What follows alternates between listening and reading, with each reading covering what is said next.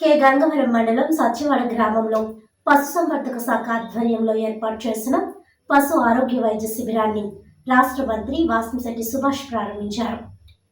ఈ సందర్భంగా మంత్రి మాట్లాడుతూ రాష్ట్ర ప్రభుత్వం పశు పోషకులకు అత్యధిక ప్రాధాన్యతనిస్తూ తగిన నిధులు కేటాయిస్తూ వారి ఆర్థిక అభివృద్ధికి తోడ్పాటును అందిస్తోందన్నారు.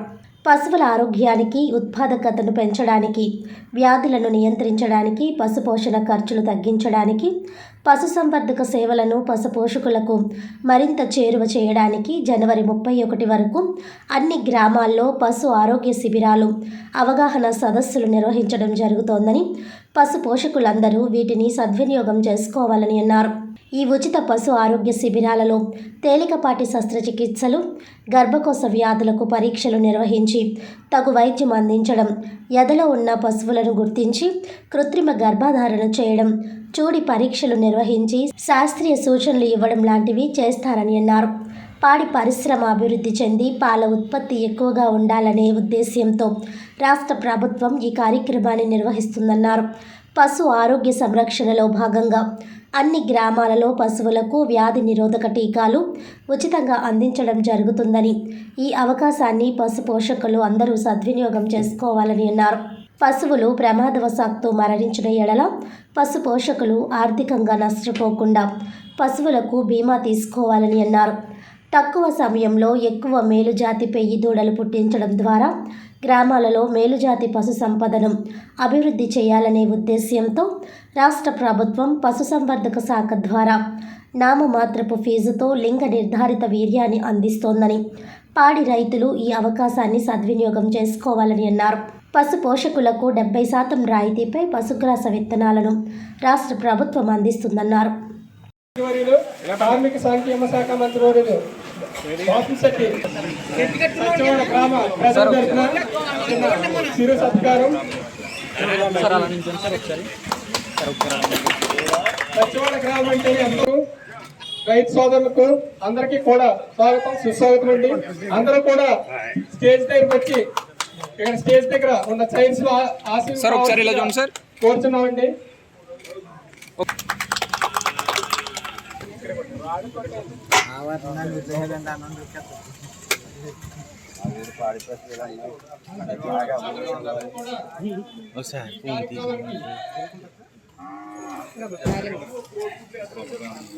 అందరికీ కూడా స్వాగతం, సుస్వాగతం అండి. ఈరోజు ఇచ్చేసినటువంటి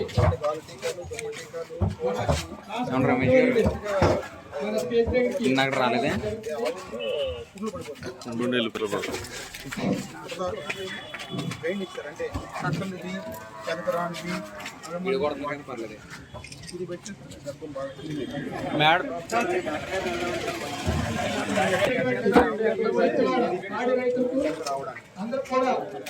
మేడం ఫ్రెండ్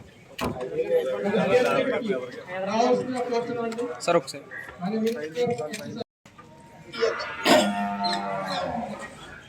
ఉచిత పశు ఆరోగ్య శిబిరాలు అనేది నిర్వహించడం, ఈ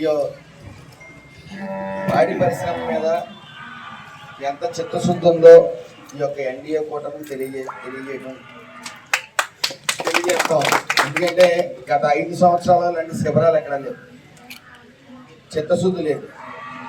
సో ఈ యొక్క పాడి పరిశ్రమ బాగుండాలి, పాల ఉత్పత్తి ఎక్కువగా ఉండాలి మన రాష్ట్రం నుంచి అనే ముఖ్య ఉద్దేశంతో పాడి పరిశ్రమను ప్రోత్సహించడం జరుగుతూ ఉంది. అలాగే రైతుల మీద కూడా గతంలో పండించిన బస్తా మీదే 3-4 నెలలు పట్టింది. రైతులకు డబ్బులు రావాలంటే ధాన్యం బస్తా మీద 5 నెలల నుంచి 6 నెలలు పట్టింది. అది అధిక వడ్డీలకి మీరు గురయ్యి ఇబ్బందులు పడే పరిస్థితి. మరి అలా కాకుండా ఎన్డీఏ కూటమి వచ్చిననే బకాయిలు 1200 కోట్లు చెల్లించడమే కాక పాత గవర్నమెంట్లో ఉన్న బకాయిలు వెంటనే ఈసారి ఈ ధాన్యం మీద మీరు ఇచ్చిన బస్తా మీద 24 గంటల వ్యవధిలో మీ ఖాతాల్లో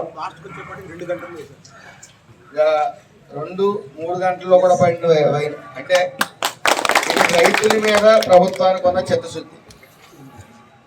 మరి ఈరోజు పాడి పరిశ్రమ బాగుండాలి, వాటిలో కూడా మనుషులతో సమానంగా ప్రాధాన్యత ఇస్తున్న గవర్నమెంట్ ఏమైనా ఉందంటే ఎన్డీఏ కూటమి, అది సగౌరవంగా మనం చెప్పుకోవచ్చు. అలాగే ఈ పశు వైద్య చికిత్సలు గర్భకోశ వ్యాధులు కానీ, అలాగే వ్యాధి నిరోధక టీకాలు కానీ అనేక ఇంచుమించు మీకు ఏదైతే పశువుకి ఉన్న రోగాలను గుర్తించి వాటిని పూర్తిగా నయం చేసే బాధ్యత మరి ప్రభుత్వం తీసుకుంది. ముఖ్యంగా ఏడీ గారు కానీ డీడీ గారు కానీ ఫుల్ కమిట్మెంట్ ఉన్న ఆఫీసర్స్.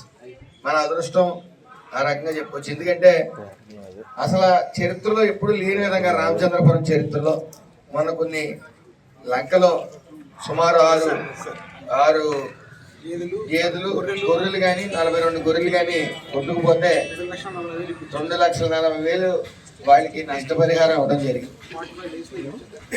అది ఎప్పుడు జరగలే అసలు. అలాంటిది ఈ రోజున ముఖ్యంగా రైతులు అశ్రద్ధ వహించడం మాత్రం తీవ్రంగా నష్టపోతారు. ఎందుకంటే ఇన్సూరెన్స్ అనేది ఖచ్చితంగా. వార్తలను ముఖ్యాంశాలు మరోసారి.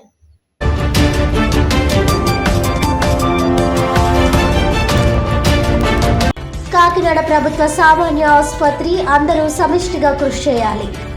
ఆసుపత్రి అభివృద్ధి కమిటీ సమావేశంలో జిల్లా కలెక్టర్ షాద్ మోహన్.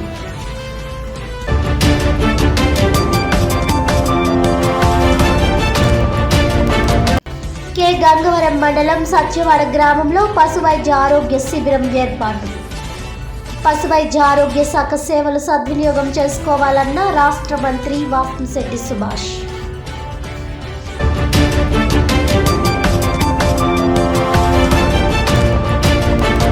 గృహ నిర్మాణంలో క్రెడాయ్ అందిస్తున్న సేవలు అమూల్యమైనవి. క్రెడాయ్ 3 రోజుల ప్రదర్శన ప్రారంభోత్సవ కార్యక్రమంలో కాకినాడ ఎంపీ తంగెళ్ల ఉదయ్ శ్రీనివాస్.